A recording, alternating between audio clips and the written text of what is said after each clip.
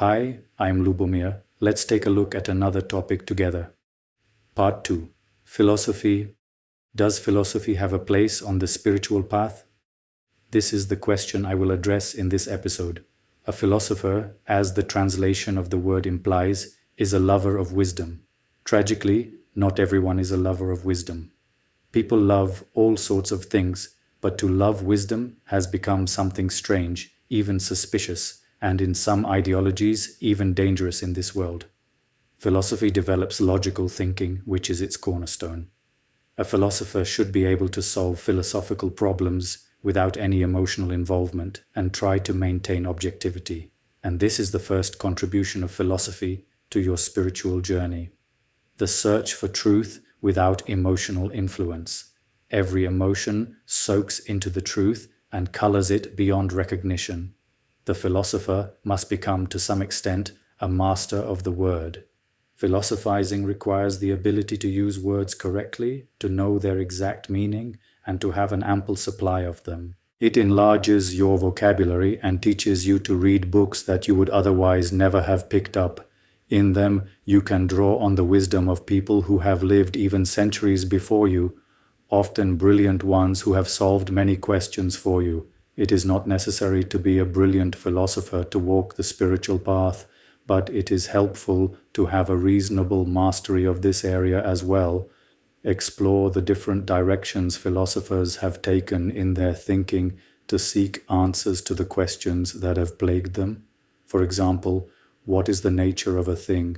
What makes that thing what it is? Is that thing and this world as a whole knowable at all? Philosophy, as opposed to theology, relies solely on the light of the knowledge of natural reason. Theology bases its knowledge on revealed truths from supernatural sources, from faith. The list of philosophers whose works are worth reading is long, and it is up to you which one you reach for. Those who lived many centuries before us, such as Socrates, Plato, and Aristotle, are harder to read. The style they used and the words themselves are a far cry from the way philosophers express themselves today, but their influence on philosophy, including contemporary philosophy, is so profound that it is worth the effort to try to understand them. For example, René Descartes, Immanuel Kant, Friedrich Nietzsche, and Ladislav Klima are authors of fine books from a less ancient time. Each of them brings a different perspective to the solution of problems. Philosophy teaches you to bring logic to everything you encounter in life. It will introduce systematicity and order into your thinking and thus into your life.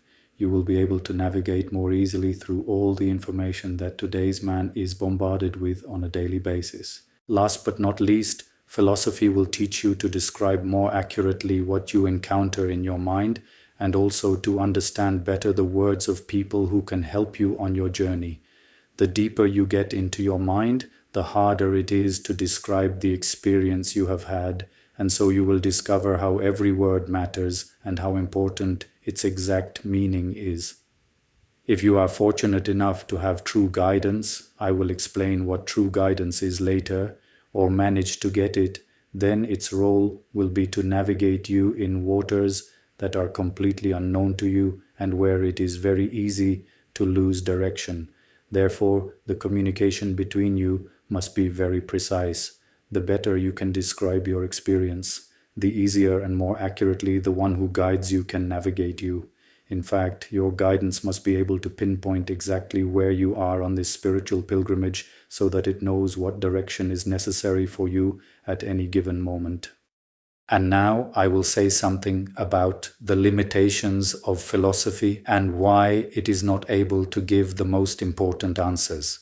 The philosopher who is truly rigorous in his thinking has to admit at the end of all the hard work he has done in his search for answers that he has failed. Every answer he has received is an answer that is not certain, so it is always possible to challenge it from some other point of view.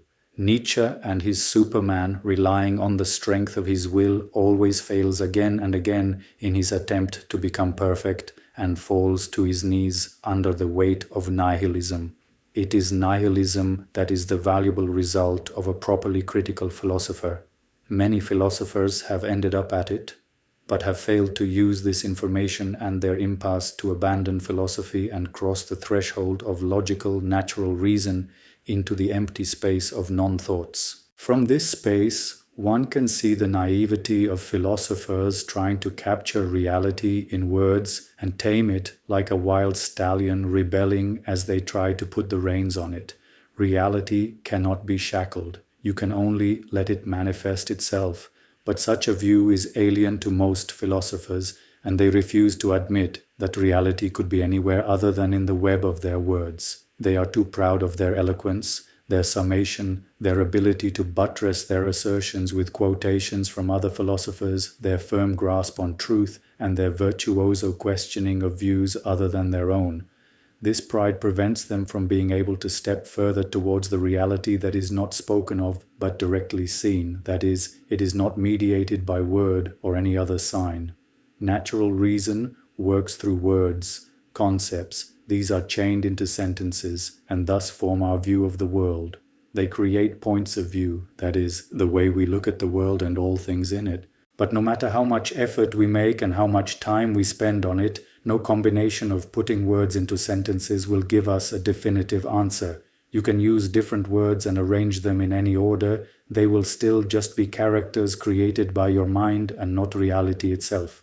The philosopher is not just trying to understand reality, which for him is all that exists, but he is trying to understand how cognition itself takes place and who is actually the subject of that cognition. He seeks to trace back to the source of the world's existence and his own.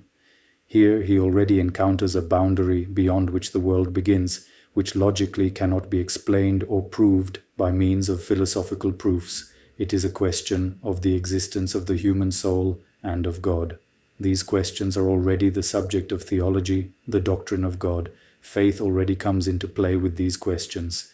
It is faith in truths that are revealed to us in a higher way and thus need no proof of their validity.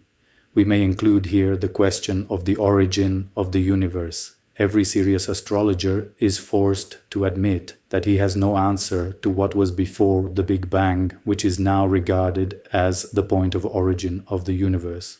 They leave the solution of this question to philosophers or theologians. Faith is understood to mean that we accept and assimilate the truth that is presented to us without being able to verify its validity. Most of the time this is done from some authority, when we trust that authority so much that we accept the truth presented by it without verification. This can happen either because we simply don't want to prove its truth, or we are unable to do the proving ourselves. There is a third possibility. There are also people stupid enough to consider any kind of proof unnecessary. That, however, is blind faith. This blindness is worse than the blindness of sight. It is a blindness that rejects the light of reason. As an example, consider the seemingly simple contradiction between theism and atheism. Theology tries to prove the reasons for theism, and a great many books have been written about these proofs. For millennia, brilliant men have tried to advance such a proof. The atheist, on the other hand, takes it for granted that God does not exist and thus needs no proof to do so. And this is just a case of blind faith when this person believes that God does not exist without any justification. For it not to be faith, he would have to prove the validity of his claim. It is sad how few people use the light of reason in a proper and especially noble way. It is perfectly okay to use reason to advance science, that is, knowledge about this material world. But it should not be enough for us. Be immodest in your search for the truth and demand the whole truth. If you find this video helpful, please press the like button. Thank you.